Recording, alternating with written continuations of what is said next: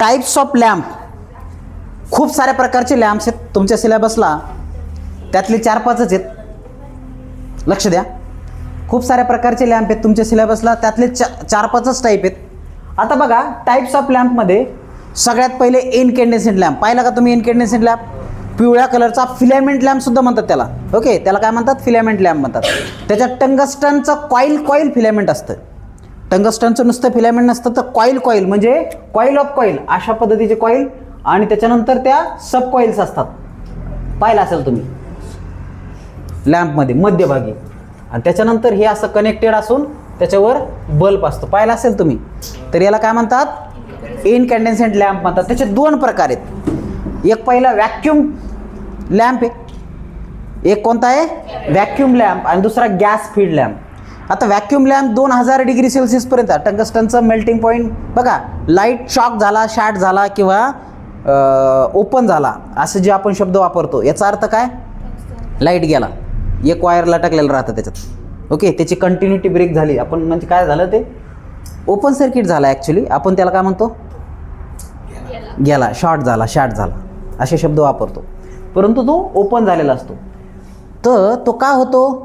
कारण तिथं हॉटस्पॉट तयार होतं आणि ते मेल्ट होतं. पहा, हिटिंग प्रिन्सिपलवर वर्क करतो लॅम्प हा. सप्लाय दिला, हळूहळू टंगस्टन फिलामेंट गरम होतं, नंतर ते लाल होतं आणि प्रकाश द्यायला सुरुवात करतं. हा प्रिन्सिपल. तर त्याच्यामध्ये 2 प्रकार, एक व्हॅक्यूम लॅम्प आणि दुसरा गॅस फील्ड आहे. तर व्हॅक्यूम लॅम्प 2000 डिग्री सेल्सिअसपर्यंत त्याची वर्किंग राहते, पण त्यापेक्षा जास्त टेम्परेचर झालं तर मग ती जळायला लागते. मग त्याची लाईफ वाढावी या हिशोबानं मग नायट्रोजनस गॅस आपण तिथं भरत असतो, त्याला आपण गॅस फील्ड लॅम्प असं म्हणतो. Okay, types of lamp. आता हे ॲक्च्युली तुमच्या सिलेबसला नाही आहे, पण तुम्हाला माहीत पाहिजे, बेसिक लॅम्पची सुरुवात इथून झालेली आहे. ओके, म्हणजे सगळ्यात जास्त वापरला जाणारा आणि लॉंग टर्म वापरला जाणारा हा लॅम्प आहे. इनकॅन्डेसेंट पिवळ्या कलरचे साधे बल्ब पण आहेत का, टेस्ट लॅम्पसाठी आपण वापरतो, शेतामध्ये बी आता चेक करण्यासाठी आपण ते वापरतो. तर हा इनकॅन्डेसेंट. त्याचे 2 प्रकार, एक व्हॅक्यूम फील्ड आणि दुसरा गॅस फील्ड. त्याच्यानंतर नेक्स्ट आहे आर्क लॅम्प. आर्क लॅम्प काय आहे? आर्क म्हणजे एअरचं आयोनायझेशन. आर्क म्हणजे काय? एअरचं आयोनायझेशन. एअरचं आयोनायझेशन झाल्याच्या नंतर एक फ्लेम तयार होते आणि त्या फ्लेमवर लॅम्प चालतो, त्याला आपण आर्क लॅम्प म्हणतो. जर तो AC सप्लायने चालत असेल तर त्याला AC कार्बन आर्क लॅम्प म्हणतो, आणि DCचा वर चालत असेल तर त्याला DC कार्बन आर्क लॅम्प म्हणतो. येतं लक्षात? AC carbon arc, DC carbon arc lamp. Arc कशी तयार होते माहिती आहे तुम्हाला? बघा, 2 इलेक्ट्रोड आहेत, 2 इलेक्ट्रोड असे कनेक्ट केले, काय होतील? करंट फ्लो करतील इकडून तिकडं. पण त्याच्यामध्ये थोडं जर अंतर ठेवलं तर काय होईल? एअरमधून करंट फ्लो होईल, आणि ज्यावेळेस एअरमधून करंट फ्लो होईल तर एअरचं आयोनायझेशन होईल आणि मधात एक ग्लो तयार होईल, आणि तो ग्लो आपण लॅम्प म्हणून वापरायचा आहे. त्याला आपण काय म्हणतो? आर्क लॅम्प म्हणतो. त्याच्यात इलेक्ट्रोड असतो, हळूहळू तो इलेक्ट्रोड जळत जातो, तो संपतो, मग पुन्हा दुसरा इलेक्ट्रोड टाकायचा. अशा पद्धतीने ते लॅम्प चालतो. ओके, चिमणीसारखा फ्लेम कंटिन्यू राहते, तर त्याला आर्क लॅम्प असं म्हणतात. तर AC वर चालत असेल तर AC आर्क लॅम्प, DC वर चालत असेल तर DC आर्क लॅम्प. त्याच्यानंतर नेक्स्ट आहे fluorescent lamp. Okay, fluorescent lamp म्हणजे फ्लोरोसंट ट्यूब पाहिली ना तुम्ही? फ्लोरोसंट ट्यूब, आपली ट्यूबलाईट ही कोणती आहे? इथं चमकते ती कोणती ट्यूब आहे? फ्लोरोसंट ट्यूब आहे. ओके, तर त्याच्यामध्ये आता LED ट्यूब आली. त्याच्यामध्ये ही जी आहे LED ट्यूब आहे. पहिली मधात एक गट्टू असायचा, त्याच्यावरून त्याचे 2 टाईप पडलेत, एक ग्लो टाईप स्टार्टर आणि एक थर्मल स्टार्टर. जे मधात चोक असतो ना ट्यूबलाईटचा, मोठा चोक जुन्या काळातल्या ट्यूबलाईट, तर त्याचा एक ग्लो टाईप स्टार्टर आणि थर्मल स्टार्टर असे 2 प्रकार पडलेले. ओके, हे फ्लोरोसंट लॅम्प. फ्लोरोसंट लॅम्प म्हणजे काय रे? ट्यूबलाईट, थोडक्यात ट्यूबलाईट. ओके, मग त्या ट्यूबलाईट वेगवेगळ्या आकाराच्या असतात, पाहिले असते ना तुम्ही? ही डबल ट्यूबलाईट असते, सिंगल असते, त्याच्यानंतर अजून वेगवेगळ्या टाईपच्या. तुमच्या वर्कशॉपला गेलं तरी तुम्हाला वेगवेगळ्या टाईपच्या अशा लटकलेल्या ट्यूबलाईट आणि त्या पद्धतीचे वायरिंग्स दिसेल बघा. ते फ्लोरोसंट लॅम्प. त्याच्यानंतर नेक्स्ट आहे मर्क्युरी वेपर लॅम्प. आता high pressure mercury vapour lamp किंवा मर्क्युरी आयोडाईड लॅम्प, हे बघा फ्लोरोसंट ट्यूबमध्ये पण मर्क्युरी असते, पण ही low pressure mercury vapour lamp आहे, आणि याच्यामध्ये प्रेशराईज मर्क्युरी वापरलेली आपण का? तर क्विक स्टार्टसाठी. आता ट्यूबलाईट थोडी टाईम घेते स्टार्ट करायला, त्याला चोक असतो, तो काय करतो? स्टार्टिंगला इग्निशन देण्याचं काम करतो. ओके, तर ते अवॉइड करण्यासाठी आपण मर्क्युरी व्हेपर लॅम्पचा वापर करतो आणि हे जास्त इल्युमिनेशन देण्याचं काम करतात. कुठं वापरतात या टाईपचे ट्यूबलाईट किंवा या टाईपचे लॅम्प स्ट्रीट लाईटला वापरतो. ओके, स्ट्रीट लाईटला काही ॲप्लिकेशनला मर्क्युरी आयोडाईड लॅम्प तर फ्लड लाईट किंवा स्पेसिफिक गार्डनला वगैरे अशा फोकस म्हणजे खूप मोठा एरिया कव्हर करण्यासाठी त्याचा वापर करतात. त्याच्यानंतर मर्क्युरी हे लिक्विड मेटल आहे. मर्क्युरी काय आहे? लिक्विड मेटल आहे. त्याला वेपराईज करायला जास्त एनर्जी लागत नाही, पण त्याच्या जागेवर जर सोडियम लावला तर त्याचं लाईफ इन्क्रीज होते. मग सोडियमचे व्हेपर क्रिएट करायचे आणि तो लॅम्प म्हणून वापरायचा. ओके, तो लॅम्प म्हणून वापरायचा. हे सगळे डिस्चार्ज लॅम्प आहेत, लक्षात घ्या. हे हिटिंग प्रिन्सिपलवर वर्क करणारे इग्निशन लॅम्प आहेत. हे बाकी डिस्चार्ज लॅम्प आहेत. फ्लोरोसन तर डिस्चार्ज आहेत, दोन्ही साईडने टंगस्टन फिलामेंट ते बघणार आहेत आपण, सगळेच बघणार आहेत. तर हे सोडियम वेपर लॅम्पमध्ये सोडियम ॲज अ वेपर त्याचं प्रेशर क्रिएट करून निऑन मटेरियल त्याला भरलेलं असतं आणि वेपराईज फॉर्ममध्ये सोडियम काय करतो? इल्युमिनेशन देण्याचं काम करतो. त्याच्यानंतर नेक्स्ट आहे निऑन लॅम्प. निऑन तुम्ही ॲडव्हर्टाइजमेंटमध्ये लॅम्प पाहिले असतील. तुमच्या आता बघा एक मधात ट्रेंड आला होता पहा, I love Jalna, I love Chhatrapati Shivaji Maharaj, I love doctor Babasaheb Ambedkar. असे पुतळ्याच्या ठिकाणी किंवा चौकामध्ये आय लव दिस चौक अशा पद्धतीचे तुम्ही बघितले असतील. ओके, तर त्यामध्ये ह्या निऑन लॅम्पचा समावेश केलेला आहे. ते ॲडव्हर्टायझिंगसाठी वापरतो. तर त्याच्यामध्ये दोन प्रकार आहेत, एक ग्लास इन्व्हलप आणि एक निऑन साईन ट्यूब. तुम्ही सिग्नलिंगसाठी इंडिकेटर माहिती आहे ना गाडीचं, तर हे लॅम्प वापरतो आपण तिथं, किंवा मग हॅलोजन लॅम्प वापरतो तिथं. ओके, आयदर दिस और हॅलोजन लॅम्प, खालचा जो लॅम्प आहे तिथं वापरतो. तर हे ॲडव्हर्टाइजमेंटसाठी मोठमोठ्या होर्डिंगला बघितलं असाल ना, मोठमोठे बिल्डर्स वगैरे असतील किंवा आपल्या स्वप्नातील घरं वगैरे अशा टाईपची जी होल्डिंग असते त्याला लॅम्पिंग वगैरे केलेली असते. आतून लॅम्पिंग बरं का, वरून लॅम्प तर मग तुम्ही दुसरा कोणता वापरू शकता. आपण साधे LED लॅम्पसुद्धा वापरू शकतो तिथं. पण आतून जर लाईटिंग असेल किंवा अशी वाकड्या तिकडे अक्षरात नाव असतात, पाहिलं असेल तुम्ही, तर ते निऑन साईन ट्यूब असतं. ते ट्यूबच त्या पद्धतीची बनवून घेतली वाकडी तिकडी. Grow up classes Chhatrapati Sambhajinagar, grow up classes Nagewadi Jalna, grow up classes Ambad, अशा पद्धतीचे नाव वाकडे तिकडे करून त्या टाईपची ट्यूब तयार करायची आणि मग तिथून त्याचं इग्निशन करायचं. त्याला काय म्हणतात? निऑन साईन ट्यूब म्हणतात. हे ग्लास इन्व्हलपमध्ये असेल या टाईपचं तर त्याला आपण ग्लास इन्व्हलप निऑन लॅम्प म्हणतो आणि हे निऑन साईन ट्यूब. समजलं? एक तुम्हाला प्रायमरी सांगतोय, तुम्हाला काय काय सिलेबसमध्ये ते डिटेल घेऊ आपण, पण मग सगळ्यात लॅम्पचं एकदा ओव्हरलुक होणं गरजेचं आहे, माहीत असणं गरजेचं आहे. त्याच्यानंतर नेक्स्ट आहे हॅलोजन लॅम्प. आता हॅलोजन गॅसेस माहिती आहेत तुम्हाला? हां, कोणकोणते आहेत? निऑन, आर्गॉन, क्रिप्टॉन, हिलियमपासून. ओके, हिलियमपासून तर हे काय, त्याची ऑक्टेट कंप्लीट झालेली, they are satisfy. Okay, they are satisfy, त्याला काही प्रोसेस करायची गरज नाही ऑक्टेट कंप्लीट करण्यासाठी. तर ते हॅलोजन मटेरियल आहे, हॅलोजन गॅसेस आहेत, इनर्ट गॅसेस ज्याला आपण म्हणतो. नाही, इनर्ट गॅसेस त्याच्यानंतरचे असते, त्याच्या अगोदरचे जे गॅसेस आहेत त्याला आपण काय म्हणतो? हॅलोजन मटेरियल म्हणतो. ओके, तर हे गॅसेस वापरून आपण काय करतो? त्याचं इग्निशन करतो आणि हे लॅम्प आपण इंडिकेटिंगसाठी वापरतो. तुम्ही बऱ्याच ठिकाणी इंडिकेटर, गाडीचे इंडिकेटर पाहिले असेल तुम्ही, बीप बीप बीप बीप अशा साऊंड पण देतं आणि कलर पण देतं. तर त्या टाईपचे इंडिकेटरमध्ये ह्या टाईपचा लॅम्प वापरला जातो. याचं हे चांगलं आहे काय, येल्लो कलरचा प्रकाश देतं, भले इनकंडिशन्ससारखं आहे, पण त्याचं इल्युमिनेशन आणि त्याचं वॅटेज लेवल चांगलं असल्यामुळं हा लॅम्प तिथं वापरतो आपण. ओके, टंगस्टन फिलामेंटपेक्षा जास्त त्याची लाईफ आहे. ओके, तर स्ट्रीट लाईटला सुद्धा या टाईपचे लॅम्प वापरतो आपण. ओके, नुसते इंडिकेटरसाठी नाही, इंडिकेटर येल्लो कलरच्या स्ट्रीट लाईट जुन्या काळात पाहिले असतील तुम्ही. आत्ता उगाने नवीन एल ई डी आले म्हणून नाही, तर जुन्या काळात हे वापरायचे. त्याच्यानंतर नेक्स्ट आहे CFL लॅम्प किंवा CFL ट्यूब. CFL लॅम्प वाकडा तिकडे लॅम्प पाहिला असेल तुम्ही, अशा पद्धतीने असे वाकडे तिकडे लॅम्प्स असतात, त्याला आपण CFL कॉम्पॅक्ट फ्लोरोसंट लॅम्प म्हणतात. कॉम्पॅक्ट फ्लोरोसंट लॅम्प म्हणजे CFL. बाळे लक्ष दे, हे हॅलोजन बघण्याच्या नादात हे पुढचं विसरून राहून जाईल तुझं, तू नंतर बघते घरी गेल्यावर. CFL म्हणजे काय, कॉम्पॅक्ट फ्लोरोसंट लॅम्प. तर फ्लोरोसंट लॅम्पचे म्हणजे ट्यूबच आहे ती ट्यूब आहे बरं का. फ्लोरोसंट लॅम्प म्हणजे ट्यूब आहे ती. तुम्ही CFL पाहिला असेल ना, अशा पद्धतीने दोन असे एक हे असते, त्याला अशा पद्धतीने दोन हे असतात, असे 2 किंवा 4 अशा पद्धतीने पाहिलं असेल तुम्ही. तर त्या लॅम्पला आपण CFL म्हणतो. CFLचा full form compact fluorescent lamp. Fluorescent ट्यूबच आहे ती, फक्त त्याला कॉम्पॅक्ट केलेलं आहे आणि इग्निशनला इलेक्ट्रॉनिक बॅलेस्ट वापरलेलं आहे. म्हणजे ती जी चोक होती ना मधली, ट्यूबलाईटची मधली चोक, जुन्या काळातल्या ट्यूबलाईट, तर त्याला काय म्हणतो आपण, 1100 व्होल्ट लागायचं स्टार्टिंगला डिस्चार्ज करण्यासाठी. ते डायरेक्ट इलेक्ट्रॉनिक बॅलन्स वापरून 230वर आपण डिस्चार्ज करू शकतो. ते आपण बघणारच आहेत, आपल्याला पहिलाच कन्सेप्ट आहे.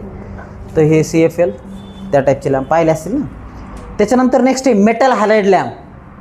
आता मोठमोठे गार्डन्स, मोठे स्टेडियम, हॅलाइड मेटल लॅम्प किंवा मेटल हॅलाइड लॅम्प, तर अशा ठिकाणी फ्लड लाईट म्हणून याचा वापर केला जातो. खूप एरिया कवर करायचा असतं, जास्त इल्युमिनेशन द्यायचं असेल तर या लॅम्पचा वापर केला जातो. पण आजकाल LED तर सगळीकडेच झालं, जिकडं तिकडं LED.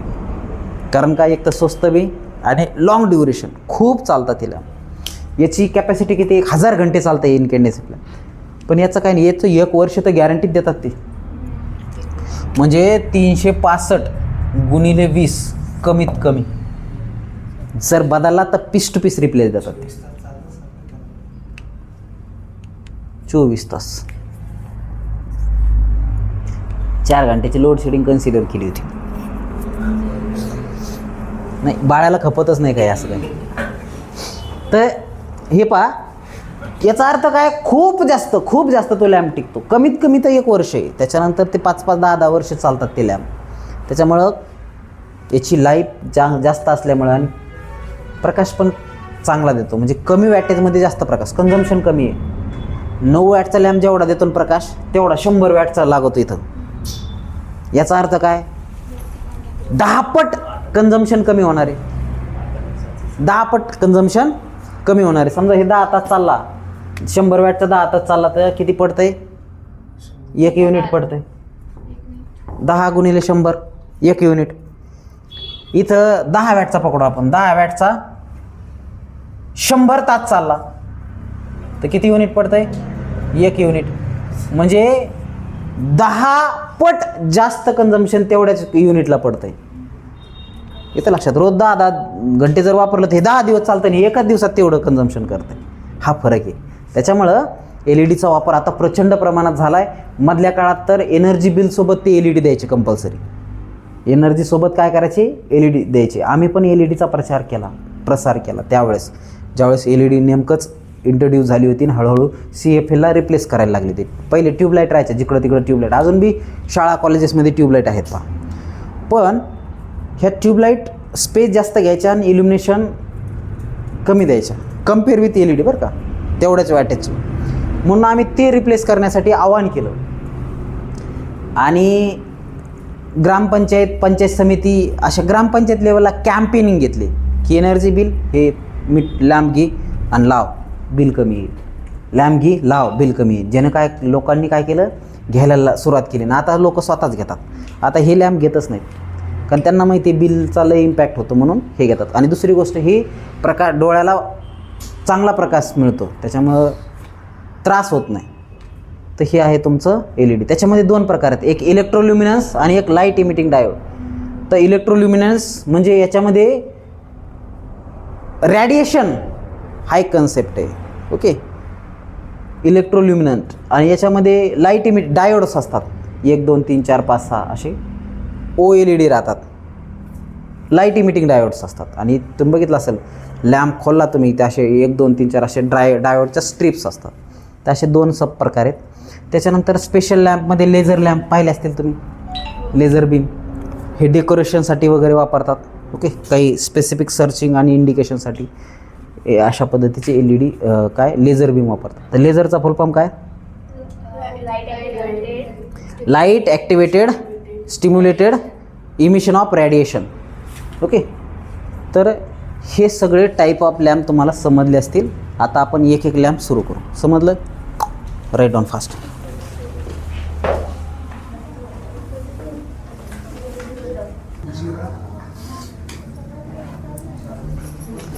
लक्ष द्या, फ्लोरोसन ट्यूब आपण बघत आहोत.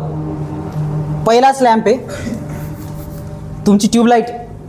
ओके, ती आपण बघत आहोत. राहिला असेल राहू द्या. लक्ष द्या, फ्लोरोसन ट्यूब. आता ही ट्यूबमध्ये तुम्ही बघितलं असेल, ट्यूबला काय असतात, 2 लीड्स असतात. त्याला आपण काय म्हणतो, पिन्स. कशासाठी रे? ट्यूब होल्डरमध्ये बसवण्यासाठी. अशी बसवायची आणि थोडी फिरवायची. एक येतं लक्षात. कॉलेजमध्ये तुमच्या ट्यूबलाईटचं ते जर स्ट्रक्चर असेल तर त्याची प्रॅक्टिस करा. How to hold that tube. Okay, tube light कशा पद्धतीने बसवता तरी आली पाहिजे तुम्हाला ट्यूबलाईट. अशी पकडायची, ती बसवायची आणि थोडी फिरवायची, पॅक होऊन जाते. ओके, जसं लॅम्प तुम्ही बसवतात त्याच पद्धतीने ट्यूबलाईट तुम्हाला बसवता आली पाहिजे. ओके, तर ही पिन्स. त्याच्यानंतर तुम्ही बघा, दोन्ही साईडला काय असतात, फिलामेंट्स असतात. काय असतात दोन्ही साईडला? फिलामेंट्स असतात. हे ग्लास सील आहे त्या फिलामेंटच्या वरून दोन्ही साईडला. त्याच्यानंतर हे काय रे? फिलामेंट्स. Okay, electrode filament. कशाचे बनलेले ते? टंगस्टन मटेरियलचे बनलेले आहेत. कशाचे? टंगस्टन मटेरियलचे बनलेले आहेत. म्हणजे जसं इनकॅन्डेसेंट लॅम्प जसाचा बनलेला आहे त्याचेच हे बनलेले आहे. त्याच्यानंतर इथं काय रे? हे वेपराइज मर्क्युरी आहे. हे काय आहे? Vaporise mercury. तर हे असे मर्क्युरीचे वेपर आहेत, लो प्रेशरचे. ओके, त्याच्यानंतर हे सगळं काय आहे? ग्लास कोटेड आहे. ओके, हे कसं आहे? इन्व्हलपमध्ये, काचेच्या इन्व्हलपमध्ये. त्या काचेच्या इन्व्हलपला आतून कशाची कोटिंग आहे? फ्लोरोसन मटेरियलची कोटिंग आहे, व्हाईट कलरची कोटिंग. पाहिली असेल तुम्ही, ट्यूबलाईट फोडली की असं पांढरट हे निघतं पहा. ओके, तर ती फ्लोरोसन कोटिंग आहे. का बरं फ्लोरोसन कोटिंग आहे? कारण हा सप्लाय जो आहे, सप्लाय दिल्याच्या नंतर टंगस्टन फिलामेंट पिवळा प्रकाश देण्याचं काम करतात. पिवळा म्हणजे इनकॅन्डेसेंट लॅम्पसारखा. तर तो डोळ्याला त्रासदायक आहे. आपल्याला प्लेजंट म्हणजे समाधानकारक चांगली लाईट पाहिजे डोळ्याला. मग त्यासाठी फ्लोरोसन कोटिंग केली की त्यापासून चांगल्या पद्धतीचे व्हाईट लाईट रॅडिएशन बाहेर पडतात. काय पडतात? व्हाईट लाईट रॅडिएशन बाहेर पडतात आणि ते आपल्याला व्यवस्थित दिसतं. ते आपल्याला व्यवस्थित दिसतं म्हणजे ते विजिबल लाईट ज्याला आपण म्हणतो ते. येतं लक्षात? त्याच्यामुळे पुन्हा एकदा सांगतो, ह्या लीड्स आहेत, त्याच्यानंतर हे वायर कनेक्शन, त्याच्यानंतर हे तुमचं बेस, त्याच्यावर ग्लास सील आहे, त्याच्यानंतर हे टंगस्टन फिलामेंट आहे आणि आतमध्ये काय आहे? फ्लोरोसन कोटिंग आहे आणि लो प्रेशर मर्क्युरी आहे. त्याच्यासोबत आर्गॉन किंवा क्रिप्टॉन गॅस भरलेला असतो आतमध्ये. ओके, तर अशा पद्धतीचं येतं लक्षात. कन्स्ट्रक्शन समजलं? काही अडचण नाही कन्स्ट्रक्शनमध्ये? काही समजलं ना कन्स्ट्रक्शन? ओके, तर हे तुमचं ट्यूबलाईट आहे आणि ट्यूबलाईट अशी लंबी असते. पाहिली असेल ना तुम्ही, एवढी मोठी. त्याला दोन्ही हे साईड. सुरुवातीला ट्यूबलाईटचे 2 टर्मिनल्स ग्लो होतात. सुरुवातीला ट्यूबलाईटचे 2 टर्मिनल ग्लो होतात आणि नंतर काही वेळाने पूर्ण पार्ट ग्लो होतो. ओके, तर हे टर्मिनल जे आहे ते टंगस्टन फिलामेंटचे बनलेले आहेत आणि इनकंडेन्सेंट लॅम्पमध्ये जसा पिवळा प्रकाश देतात त्याच पद्धतीने हे प्रकाश देण्याचं काम करतात आणि त्यातमधून कोटिंग पूर्ण ग्लो होऊन जाते. ओके, म्हणजे डिस्चार्ज होते. हा लॅम्प जो आहे डिस्चार्ज प्रिन्सिपलवर वर्क करतो. बघा कशावर वर्क करतो? Discharge principle. आता बघा याच्यामध्ये, when fluorescent material are subjected to electromagnetic radiations to particular wavelength. Okay, म्हणजे याच्यामध्ये इलेक्ट्रोमॅग्नेटिक रेडिएशन मिळाले कशापासून? ह्या टंगस्टन फिलामेंटपासून, पर्टिक्युलर वेवलेंथचे. तर काय होणार आहे? They get excited and in terms gives out radiation. ते रॅडिएशन देणार with some length, some other length and persist in giving radiation even if excitation किंवा एक्साइटिंग रॅडिएशन आर रिमूव्ह. म्हणजे सुरुवातीला हे एकदा ग्लो होणार. ग्लो झाल्याच्या नंतर त्याला आपण starter through supply complete path करायला लावणार. एकदा तो पाथ स्टार्टर थ्रू कंप्लीट झाला की नंतर मध्ये गॅस थ्रू किंवा ट्यूब थ्रू किंवा इन्व्हलप थ्रू डिस्चार्ज करण्याचं काम हे करतं. या प्रिन्सिपल आपण डिस्चार्ज प्रिन्सिपल असं म्हणतो. ओके, याच्यात एवढंच लक्षात घ्यायचं, स्टार्टला हे ग्लो होतं, हे ग्लो होतं. एकदा ग्लो झालं की मधात मर्क्युरी व्हेपराइज फॉर्ममध्ये जाते. व्हेपराइज फॉर्ममध्ये गेल्याच्या नंतर याची आतमधलं रेजिस्टन्स कमी होतं. काय होतं? आतमधलं रेजिस्टन्स कमी होतं आणि आतमधलं रेजिस्टन्स कमी झालं की याच्यातून हवेतून इलेक्ट्रिसिटी फ्लो होते. हवेतून इलेक्ट्रिसिटी फ्लो होते आणि ते इन टर्म्स ऑफ रेडिएशन असतं, त्यालाच आपण काय म्हणतो, व्हिजिबल लाईट असं म्हणतो, आणि ते प्रकाश असतं.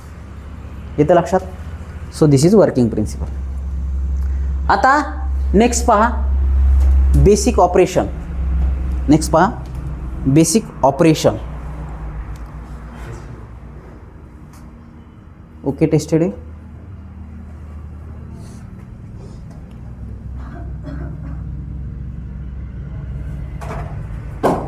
बघा, तर हे फ्लोरोसंट लॅम्प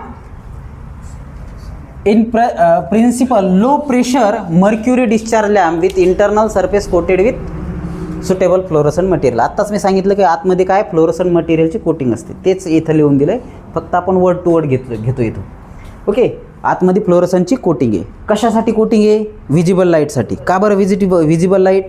तो व्हिजिबल नाही का? आहे, पण मग तो येल्लो आणि डोळ्याला डिस्कम्फर्ट प्रकाश देण्याचं काम करतो, त्याला कम्फर्टमध्ये आणण्याचं काम कोण करतं? फ्लोरोसंट कोटिंग करते. द ट्यूब कंटेन आर्गॉन और क्रिप्टॉन गॅस. जनरली आर्गॉनच वापरतो आपण, क्रिप्टॉन काही केसेसमध्ये वापरतो.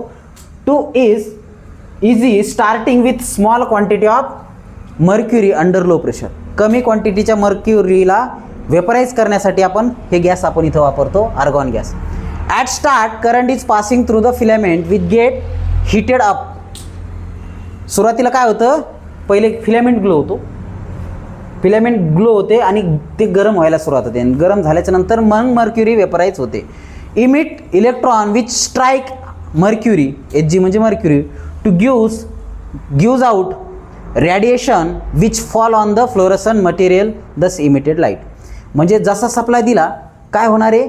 हे फिलामेंट पहिले ग्लो होणार आहेत, ग्लो झाले की ते गरम होणार आहेत, गरम झाल्याच्या नंतर लो प्रेशरची मर्क्युरी वेपराईज होणार आहे, वेपराईज झाली का हा मटेरियलचं रेजिस्टन्स कमी होऊन ते ग्लो होऊन तुम्हाला विजिबल लाईट भेटणार आहे. त्याच्यानंतर the tube content argon gas in small amount in vapour form and mercury in the globular form. Okay, globular म्हणजे नॅचरली ती कशा असेल? मर्क्युरी काय असतोय? लिक्विड आहे ना, लिक्विड मेटल आहे, तो त्या फॉर्ममध्ये राहतो, पण नंतर हीट दिल्याच्या नंतर तो वेपराईज फॉर्ममध्ये जाईल. Not in pure vapour. Pure vapour नसतं, तर लिक्विड मिक्स वेपर असतं. Form argon gas is to initiate the arc. तर याच्यामुळं काय होणार आहे? आर्क इनिशिएट होणार आहे आणि ते ग्लो व्हायला मदत होईल. तर दोन टाईपच्या ट्यूबलाईट आहेत, एक ग्लो टाईप स्टार्ट ट्यूबलाईट आणि दुसरी थर्मल स्टार्ट ट्यूबलाईट. तर ही वरची ग्लो टाईप स्टार्ट ट्यूबलाईट आहे आणि दुसरी थर्मल स्टार्ट ट्यूबलाईट आहे. ॲक्च्युली तसं बघितलं तर दोन्ही पण थर्मल एक्सपान्शन प्रिन्सिपलवरच वर्क करतात, पण याच्यामध्ये ग्लोईंगवर डिपेंड करतं, म्हणून त्याला ग्लो टाईप स्टार्ट ट्यूबलाईट असं म्हणतात. तर बघा, सप्लाय ही capacitor for power factor improvement. Choke ही काय करते? स्टार्टिंगला ह्या 230 व्होल्टचं 1000 व्होल्टमध्ये 1100 व्होल्टमध्ये कन्व्हर्जन करते. ओके, का एवढं कन्व्हर्जन करायचं आहे? कारण हवेमधून इलेक्ट्रिसिटी फ्लो करायची ना. ट्यूबलाईटमध्ये काय होते? हवेमधून इलेक्ट्रिसिटी, हवेमध्ये म्हणजे त्याच्यामध्ये आर्गॉन आणि हे मर्क्युरी गॅस वेपराईज फॉर्ममध्ये असते, त्याच्यामधून इलेक्ट्रिसिटी फ्लो होते. फ्लो म्हणजे काय? करंट आहे, आणि करंटच रेडिएट करतोय. ओके, तर आता सप्लाय दिला तर काय होतं? इथून सप्लाय असा जातो आणि हा काय करतो? इथून ग्लो होतात हे इलेक्ट्रोड जे आहे ना, एक्सपांड. हे पहा, E1 आणि E2 दोन बायोमेटॅलिक स्ट्रीप आहे. सप्लाय दिला का हे गरम होतं, आणि गरम झालं तर हे एक्सपांड होतं आणि याला टच होतं. टच झालं की पाथ कंप्लीट होतो, पाथ कंप्लीट झाला का याला पण करंट भेटतो, दोन्हीकडं करंट आला. आता हे हिटेड अप व्हायला सुरुवात झालं. इथं मधात काय इथं मर्क्युरी, मधात काय? मर्क्युरी. तर मर्क्युरी काय करते? मर्क्युरी आणि आर्गॉन गॅस आहे. तर मर्क्युरी वेपराईज फॉर्ममध्ये येते, पहिले लिक्विडाईज फॉर्ममधले वेपराईज फॉर्म. आतमध्ये काय? कोटिंग आहे, फ्लोरोसंट कोटिंग. तर हे गरम होतं, मग गरममुळे वेपराईज झाल्याच्या नंतर इथला रेजिस्टन्स कमी होतो आणि बक्कन ही ट्यूबलाईट लागून जाते. मग हे ट्यूबलाईट लागली की परत हे ओपन होऊन जातं, हे टर्मिनल परत असं होऊन जातं. Current always flowing through low resistance path. मग इथूनच करंट असा फ्लो होतो, स्टार्टरचं काम संपलं. So this is a glow type starter. This is a glow type starter. पुन्हा एकदा सांगतो, लक्ष द्या, पुन्हा एकदा सांगतो, इकडून बस पटकन. तर ग्लो टाईप स्टार्टरमध्ये काय आहे? हे पहा, E1 E2 अशा पद्धतीनं हे आहे, सारखा इकडं E1 E2 अशा पद्धतीने दोन इलेक्ट्रोड आहे. सप्लाय भेटल्याच्या नंतर काय होतं?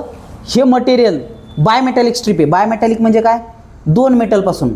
तर एक मटेरियल जास्त ताणलं का ते वागतं. पहा, दोन मेटल आहेत सारखे, हे लांबायला लागलं, हे लांबायला लागलं, मग याची लेंथ वाढते, म्हणजे ते वागतं, बेंड होतं. त्याला बायोमेटॅलिक प्रिन्सिपल म्हणतात. दोन मेटल जे असतात सारख्या लेंथचे दोन मेटल असतात, आणि हे जर समजा जास्त लांबलं की या साईडनी बेंड होत असतं. ओके, जास्त लांबलं की त्याला काय म्हणते, एका साईडनी बेंड होतं, त्याला बायोमेटॅलिक स्ट्रीप म्हणतात. मग हे बेंड होतं आणि याला टच होतं. एकदा पाथ कंप्लीट झाला की काय होतं, इथपर्यंत सप्लाय पोहोचतो, आणि हे दोन्ही टर्मिनल ग्लो होतात. मग दोन्ही टर्मिनल ग्लो झाले की हे हीट तयार होऊन हे जे मर्क्युरी वेपराईज फॉर्ममध्ये जाते, आणि याचं आतमधलं रेजिस्टन्स कमी होतं. ओके, आतमधलं रेजिस्टन्स कमी झालं की इथून इथं डिस्चार्ज होते. हे डिस्चार्ज प्रिन्सिपलवर वर्क करते. इथून इथं डिस्चार्ज म्हणजे करंट असा फ्लो होतो. मग करंट असा येतो, असा पाथ कंप्लीट करतो, असा येतो, असा पाथ. पहिले कसा आला, असा आला, वरून पाथ कंप्लीट केला, असा आला, वरून पाथ कंप्लीट केला, नंतर याचं काम संपलं. हे आणि हे त्याचसाठीच आहे, त्याला डिस्कनेक्ट करण्यासाठी. सुरुवातीला चार्ज करतं, नंतर ते डिस्कनेक्ट करण्याचं काम करतं. हे पण तेच. ओके, तर हे ग्लो टाईप. तर इथं ग्लो निर्माण होतो. इथं तुम्ही बघितलं असं स्टार्टरमध्येच आतमध्ये तुम्ही डब्बी टाईप स्टार्टर पाहिलं का जुन्या काळातलं, ते चमकतं पहा, असं लावलं का चमकतं, त्याला ग्लो टाईप स्टार्टर म्हणतात, त्याला ग्लो असतो.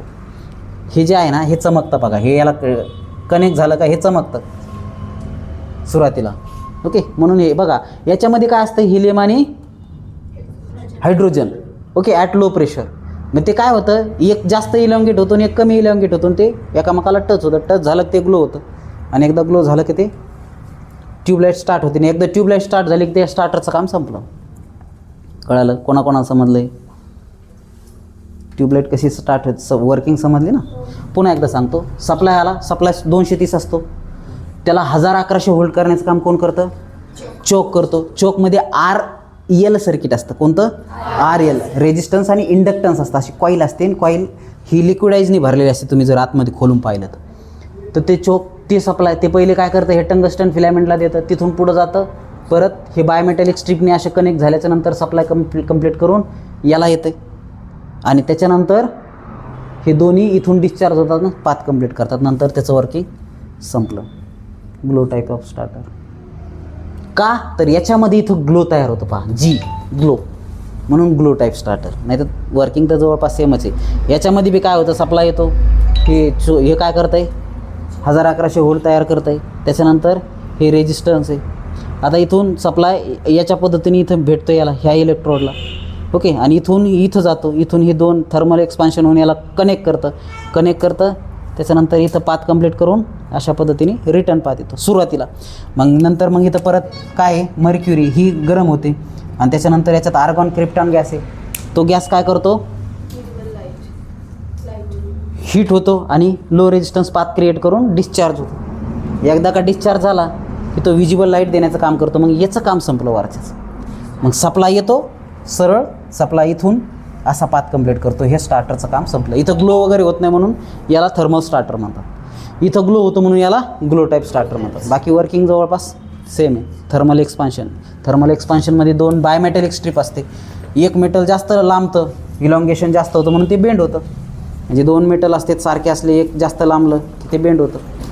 Okay, so this is working of fluorescent tube.